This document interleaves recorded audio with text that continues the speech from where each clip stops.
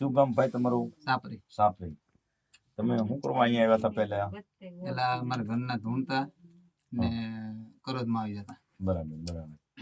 પછી અહીંયા આવ્યા એટલે પછી કેમ બંધ થઈ ગયું? હાવ બંધ થઈ ગયું. હવે ધૂણે કરે નહીં? હાવ રેડી. હાવ હું પછી આમ હવે કોઈ જાતની કઈ તબલ નહીં, કોઈ જાત બધું હાવ રેડી થઈ ગયું. ધૂણવાનું ગુણવાનું બધું બંધ. ધૂણવાનું તો હાવ બંધ, કરોદે હાવ બંધ. તો અહીંયા તમને મારી માતાજીની ઉપર શ્રદ્ધા હતી એટલે મારા માતાજીએ મટાડી.